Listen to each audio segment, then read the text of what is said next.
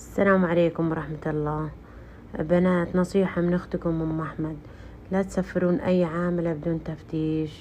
نصيحة أنا أو غيري أفتشها، لا تسافر أي عاملة بدون تفتيش. الو አቤት ናዲያ አቤት አቤት። ያው የምትለኝ ነገር ስሜት እሺ ምንድን ነው የምትለው?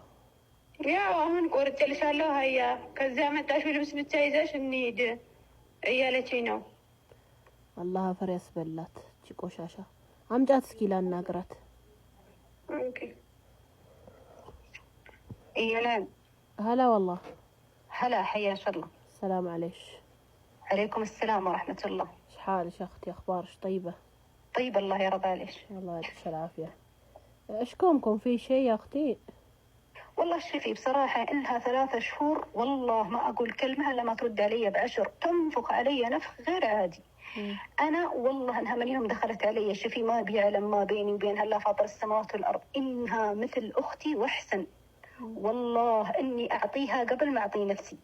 والله يا الشامبو إنه مثل حقي بالضبط، يا الفرشة والمعجون مثلي، يا صابونة الجسم مثلي، يا الزيت مثلي، يا كل حفايض الله يعزش مثلي، الكسوة أكسيها أعطيها، ما أحسن مني عندها.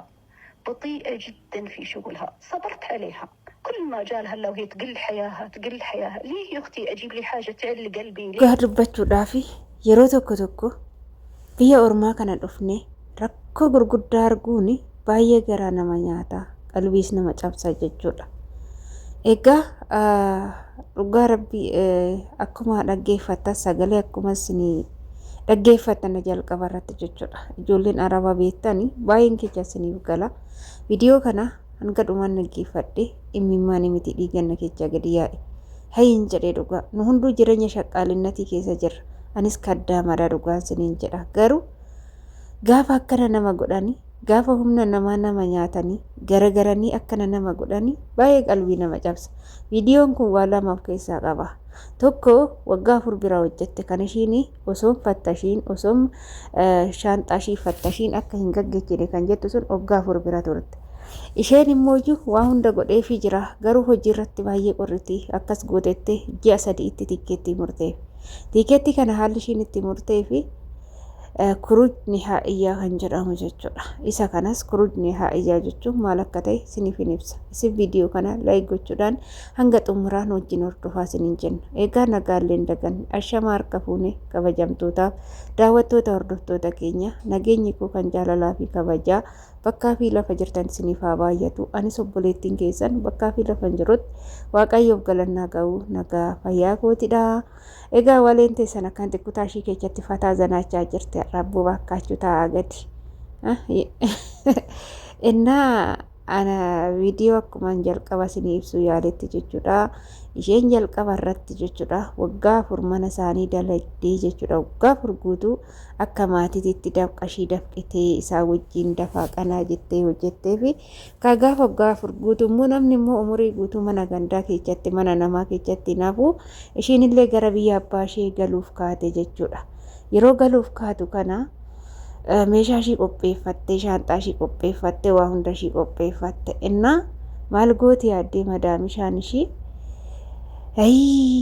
yaa alagaa yaa orma biras turii agafeetes ta'a immoo hundaan jechuun gaariinis jiru baay'ee ulfaata. Innaa meeshaa ishiin rattamattee ishiin shaanxaa keessatti daraddarattee maaragaan as takaakkalattee yaa'u shaanxaa keessatti meeshaa dadachaasuu jechuun baay'ee ulfaata. Ishiin dadachaafattee xuxumurattee isarratti kaa maal jalaa godhanii ishiin gana jalaa diibdee nam fattashaa jettee meeshaa hunda jalaa diibde. Meeshaa bichaa jalaa diiguu miti hanga rifeensa mataa ishii hanga uffata jala ishii fattashte jechuudha. Dhugaa gizee tokko manni ormaa kun dirraashin isaa habaddu dirqama malee baay'ee garaa na nyaatte. Haalama viidiyoo argitasanis viidiyoon isaa dheeraadha, waan baay'ee qalbii nama cabsuudha. Isaaniif gaarii gootee isaaniif jettee dadhabdee haga waggaa kana hunda isheen tunkaa garuu gola sanitti dadhabdee ifatamtee hojjechaa fi baate gaarummaan ishiin isaanii gochaa baate sun nu hattee deemti nu zaraftee deemti jedhanii haala kanaan ishee salphisanii jechuudha. Hundaafuu manni namaa manuma namaati. Waggaa aga feete bira taa'i, waggaa dheeraa bira taa'i, aga feete bira taa'i, manni namaa manuma namaa akka ta'e naaf ife jechuudha. Inni biraa immoo viidiyoo lammaffaa kanarratti obboleettiin teenya kan biyyarraa dhufte ganaa reefu ji'a sadiidha. Ji'a sadii keessatti madaamin akka jettutti hojiin ishii baay'ee qorraa. Hojii yeroo hojjettu harka hin ho'itu. Waan takka yeroo ani ajaja ofirraan garagaltee na laalti. Ani waa hundumaa godheefi shaampoo jennaan, saamunaa ilkaanii jennaan, saamunaa qaamaa jennaan, uffata jennaan, silkii jennaan birri kiyyaanan biteefi. Ishiin garuu maali maqduunii fi kizbara akkanaa murtuufan biratti qaxare moo sila maalidha? Hojii tokkorra sa'aatii meeqa turti? Wanna takka hin hojjettu. Ani itti boqonnaa argachuufan malee itti aaruu fi kan fide jette. Garuu mucayyoon immoo akka jette deebistetti sobaadha. Kan ishiin jettu kun sobaadha. Yaani ani gara hojiitiin hojiin na biraa caba hin qabu. Maara ganan hojjedha. Guyyaa takkitti hojii ishii dhiisee hin beeku. Hojii isaaniitti galgala ganama dadhabee hojjechaara. Humna kiyyaa wanta humni kiyya danda'e hojjechaa jira. Kan siibite jettu hundumtuu sobaadha. Bilbila karkaarshaa wayii moofaa wayii naa kennan malee addisiis waan naa bitan hin qaban jette. Egaa baay'ee waan garaa nama nyaattu haadha daa'imaati. Haadha daa'imaa sadiiti jette. Ilmoo ishii guddifachuuf daa'ima ishii guddifachuufidha kan biyyaa baate. Maallaqa ittiin dhufellee liqeeffadhee tanan dhufee liqaa gandaa sanuu hin kaffalle jette. Haala kanaan maal goote yaadde madaam bishaanii kuruusni haa'iyyaa yookaan immoo biyya kanatti deebi'uu hin dandeechu hin barbaadamtu. Anis hin barbaadu biyya kanatti deebi'uu hin dandeechu kan jedhu kuruusni haa'iyyaa jechuun paaspoortii keechan irratti rukuchiifame jechuun biyya kana lammata deebitanii seenuu hin dandeechan jechuudha. Isa san itti mursiifte jechuudha. Waan qalbii nama cabsu jechuudha. Ishee ofishiitiin barbaanne carraa biraatu akkan arganne itti cuftee itti rukuchiifte jechuudha. Garuu immoo mucayyoo yaa ta'uti nama qopheeffatteerti booletti yoo geeche yoon ga'e nan bada jettee obbolechas nan qaba jette inna haala saniinidha jechuudha kan deemaa jirtu. Garuu yookaan waaqayyoon carraa banuufi fi kana ishii godhe ta'uu danda'a. Boolee keechallee ishiin baduu hin dandeechi carraa waaqayyoon gisee tokko tokko beektanii mana hin taane keessaa mana bakka boru sin miidhuu danda'u tokko keessa sababa wayii godhe akkasin hin miidhamne waan barbaaduuf sababa wayii godhe nama baasa jechuudha. Gizee wanti akkanaa isinitti dhufu hin rifatinaadha, hin boo'inaadha. Yaa waaqayyo galanni siif haa ga'u jira. Gizee rakkootis gizee gammachuutis waaqa keechan galateeffachuu hin dagatinaa jechuudha. Hordoftoota kiyya obboloota kiyya nuti gaafuma biyyaa baanu cinqiinis nu faana biyyaa baati jechuudha. Maaliif jennaan mana ormaa gaafa dhufnu mana gandaa gaafa hojjechuuf biyya ormaa dhufnu haadha ormaa bira gaafa dhufnu yaani lolli haadha ormaa ifannaan haadha ormaa osoo hojjennu osoo xaarru misgaana dhabuun akka nu duuba ba'u kana sirriitti beekaa jechuudha.